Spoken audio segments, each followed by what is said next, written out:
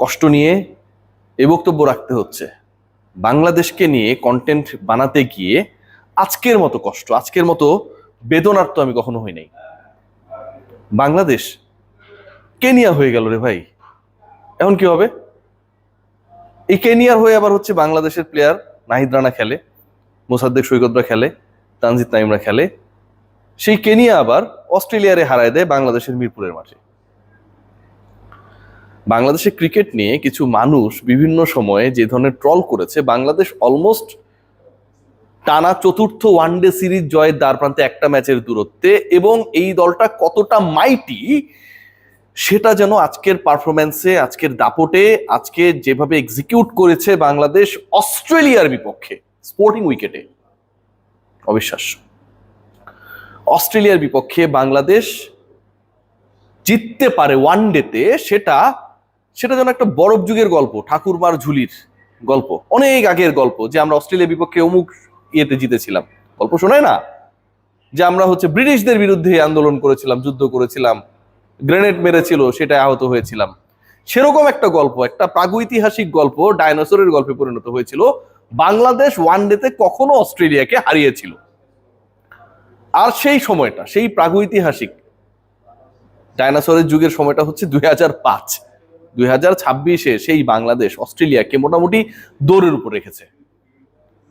আজকের এই জয়টায় আমি দুটো পার্টিকুলার পয়েন্ট নিয়ে আলোচনা করতে চাই।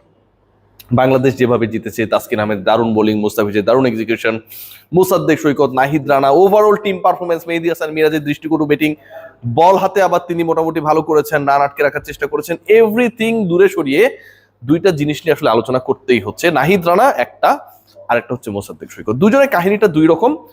একজন পুরোপুরি কনসিস্টেন্ট, নাহিদ রানাকে নিয়ে আলোচনাটা করি যে খুবই কনসিস্টেন্ট কোন জায়গায়? গত 7 ম্যাচে তার উইকেট সংখ্যা হচ্ছে 20টা। লাস্ট 7 ম্যাচেসে 20টা উইকেট নিয়েছেন। আজকে যদি আরেকটু সময় পেতেন আরো একটা ফাইফার মারতেন, এবং সেটা তার টানা 3 সিরিজে 3 ফাইফার হইতো। নাহিদ রানা বাংলাদেশের ক্রিকেটে যেন এমন একটা আবিষ্কার, যেই ক্রিকেটারটা আসলে আপনি কল্পনা করতে পারেন, স্বপ্ন দেখতে পারেন যে আমাদের এরকম একজন ক্রিকেটার থাকলে খুব ভালো হইতো। সেটার বাস্তবায়ন যেন হচ্ছে নাহিদ রানা, যে আমাদের ওই ক্রিকেটারটা আছে। We have someone like Rana, যিনি 150+ গতিতে বল করতে পারে, যিনি নিউজিল্যান্ড, পাকিস্তান, অস্ট্রেলিয়া এরকম দলগুলোর বিপক্ষে গতির ঝড়ে কাঁপুনি তুলতে পারে, কনসিস্টেন্টলি উইকেট নিতে পারে। আজকের ফাইফার অলমোস্ট হয়েই যাচ্ছিল। টানা 2 সিরিজের man of the series Nahid Rana. গত 2 সিরিজে 8টা 16টা উইকেট নেয়া নাহিদ রানা আজকে প্রথম ম্যাচটায় নিয়ে নিলেন 4টা। শেষের দিকে যখন অজি ব্যাটাররা ব্যাট করছিল, তখন দেখে মনে হচ্ছিল যে বাংলাদেশের ওই যে শফিউল্লাহ যখন ব্যাট করতো না, শোয়েব আক্তার বল করছে, অনেক গতিতে বল ধেয়ে আসছে, কোনো মতে গা বাঁচাতে হবে, অজি ব্যাটারদের দেখে মনে হচ্ছিল অনেকটা তাই যখন নাহিদ রানা তাদের অপর প্রান্ত থেকে পরীক্ষা নিয়েছিলেন। নাহিদ রানা ইজ সামথিং যেটা আমরা স্বপ্নে পাওয়ার স্বপ্ন দেখেছিলাম, সেটা এখন বাস্তব।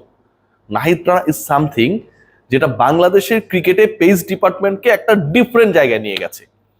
মাশরাফিকে নিয়ে অনেক আলোচনা ছিল একটা সময়, তাসকিন আহমেদকে নিয়ে অনেক আলোচনা হয়েছে, মুস্তাফিজের কাটা স্লোয়ার নিয়ে আলোচনা হয়েছে, কিন্তু ওই যে এক্সপ্রেস বোলিং 150 কন্টিনিউয়াসলি বল করে যাওয়া, 150-তে প্রতিপক্ষের পরীক্ষা নেয়া, গতিতে বেসামাল করে দেয়া অস্ট্রেলিয়াকে, যারা আসলে ফাস্টেস্ট বল খেলে অভ্যস্ত, নাহিদ রানা যেন সেই ক্যারেক্টারটা।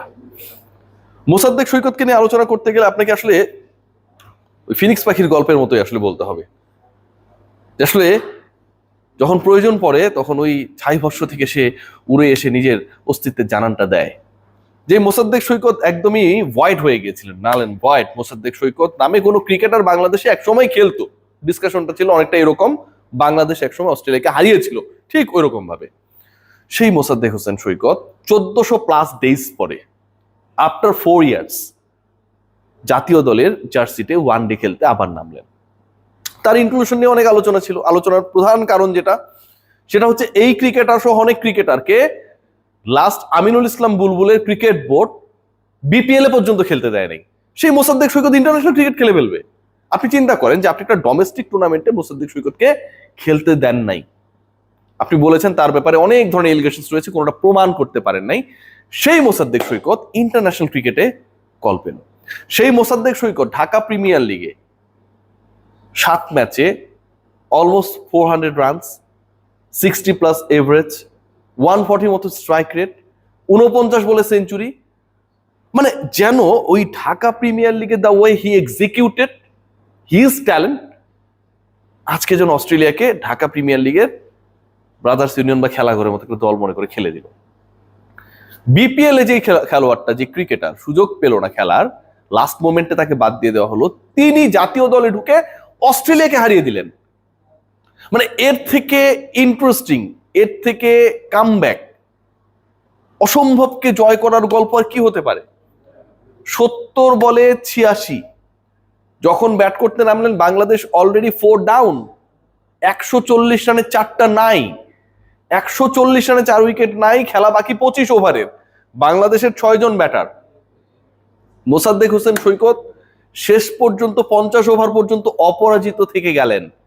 নিজে 86 করেছেন, প্রথম 25 ওভারে বাংলাদেশ করেছে 25.3 ওভারে 140, পরের 24.3 ওভারে বাংলাদেশ অ্যাড করলো অলমোস্ট 150। সৈকত ছিলেন সেই কারণে।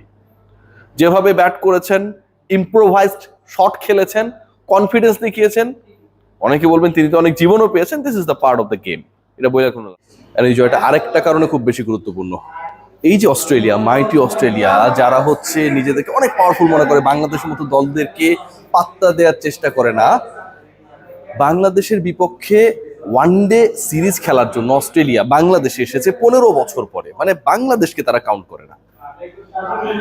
21 বছর পর বাংলাদেশ তাদের হারিয়েছে। এই 21 বছরে বাংলাদেশ এবং অস্ট্রেলিয়া ওয়ানডেতে মুখোমুখি হয়েছে মাত্র 15 বার। 21 বছরে বাংলাদেশ অস্ট্রেলিয়া ওয়ানডেতে মুখোমুখি হয়েছে মাত্র 15 বার।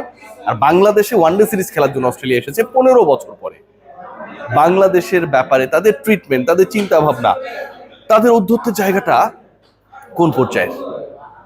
আজকে বাংলাদেশ যখন হারিয়ে দেয়, অস্ট্রেলিয়ার মতো ক্রিকেট খেলে অস্ট্রেলিয়াকে বাংলাদেশ মানে তথাকথিত এক সময়ের বাংলাদেশ বানিয়ে দেয়, এর থেকে হ্যাপিয়েস্ট জিনিস আর কিছু হতে পারে না। বাংলাদেশের পেস যেভাবে তাদেরকে ভেবাচাকা খাওয়ায়, অস্ট্রেলিয়ান পেস একটা সময় বাংলাদেশকে অনেক বেশি কনফিউজ করতো, সেই জায়গায় নাহিদ রানারও যখন সেই রোলটা নিয়ে নেয়, এর থেকে বিউটিফুল কোনো কিছু হতে পারে না।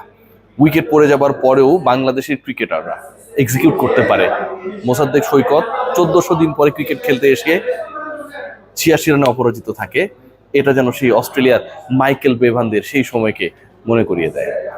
Hats off to our country, hats off to Bangladesh, just a win short from winning this series.